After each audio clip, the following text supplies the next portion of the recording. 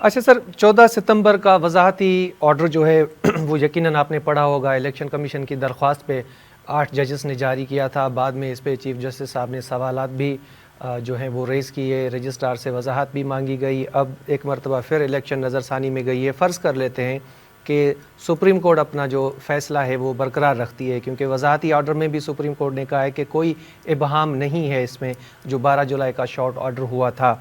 Ultimately अगर supreme court दोबारा से कह देती है कि भाई जैसा हम कह रहे हैं आप वैसा कर दें, तो उस सूरत में क्या इलेक्शन कमीशन अदालती फ़ैसले को मान लेगी? अगर अदालती फ़ैसले को नहीं मानती तो फिर कॉन्सिक्वेंसेस क्या होंगे? ये सारा मामला पार्लियामेंट में जाएगा। अब ये जो है ये सारा मामला जो है पार्लियामेंट में इजलास हो रहा है 6-7 अक्टूबर को, और जिसमें सेनेट की पब्लिक असेंबली थी, तो फिर ये फैसला पार्लियामेंट में जाएगा। और फिर पार्लियामेंट जो है वो कोई करारदाद की सूरत में मुमकिन है सुप्रीम कोर्ट पाकिस्तान के फैसले को नामंजूर कर दें। तो ये सारे मामला ऐसे चलेंगे। ये पार्टी की नशिस्त है, मिनारटी की नशिस्त है। अभी फिलहाल किसी को मिलने का इम्कान नहीं रहा, क्योंकि इलेक्शन कमीशन ने ये चैलेंज किया है कि आपका फैसला आइन की खिलाफवर्जी है। सही।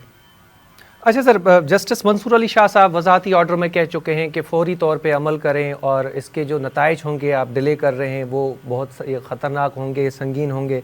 आप समझते हैं कि आगे चल के कोई कंटेम्प्ट प्रोसीडिंग्स होनी है इस पे, या वो जो फेज़ है वो भी आ सकता है कि सुप्रीम कोर्ट अपना फ़ैसला मनवाने के लिए इस हद तक चली जाए? मंसूर अली शाह साहब उन्होंने खिताब किया था सेमिनार में, उन्होंने कहा था कि हम जानते हैं कि हमें अपने फ़ैसले पे अमल दरामद कैसे कराना है। तो आप समझते हैं कि ये फेज़ भी आगे चल के आने वाला है कि सुप्रीम कोर्ट ने अपने फ़ैसले पे अमल दरामद कराने के लिए किसी हद तक भी जाना है?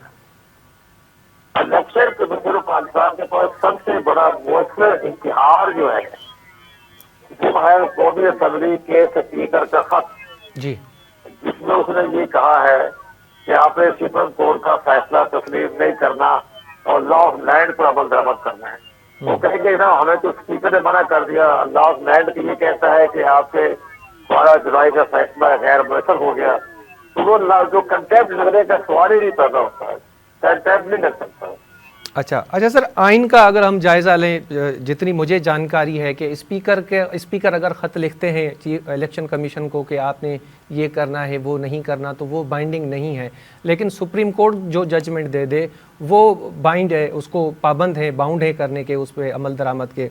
तो आपको सर क्या लगता है कि इलेक्शन कमीशन को पहले फेज़ में चुपचाप अमल दरामद कर लेना चाहिए था, या जो एक तासुर डेवलप हुआ है काफ़ी महीनों से हम देख रहे हैं कि पहले पंजाब और केपी में जो 90 डेज़ में इलेक्शन कराने का हुक्म दिया सुप्रीम कोर्ट ने, इलेक्शन कमीशन ने उस पर भी अमल नहीं किया, और ये 12 जुलाई के बाद जो फैसला आया है इस पर मुसलसल दरख्वास्तें दी जा रही हैं। तो एक तासुर डेवलप हो चुका है कि भाई रियासत चाहती है कि इस पर इम्प्लीमेंट ना हो, इस पर अमल दरामद ना हो।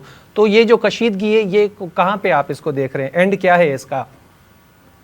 अब ये सारा दारोमदार जो है जी सर, ये 8 जगहों के जो सरबराह हैं जी, जो 8 जगहों की जो फैसला आया है justice honourable justice Mansoor Shah का, उन पर जाता है वो क्या फैसला करते हैं। अगर वो इलेक्शन कमीशन पाकिस्तान की हालिया जो आज जमा कराई है नजरसानी की दरख्वास्त को मुस्तरद कर देते हैं और मजीद और भी नमाज दे देते हैं, तो फिर इलेक्शन कमीशन मेरा ख्याल है जो उसे सुप्रीम कोर्ट पाकिस्तान के फैसले को तस्लीम करेगा तो बाइंडिंग हो जाता है। कानूनी तौर पर, आईनी तौर पर उस इदारे को अमल दरामद करना बाइंडिंग हो जाता है, और वो आर्टिकल जो है 193 है, 175 है, वो सारे जो मामला है वो बाइंडिंग हो जाएंगे। तो फिर मेरे ख्याल में इलेक्शन कमीशन आगे नहीं जाएगा और वो मखसूस नतीजे जो है वो अलॉट कर देंगे।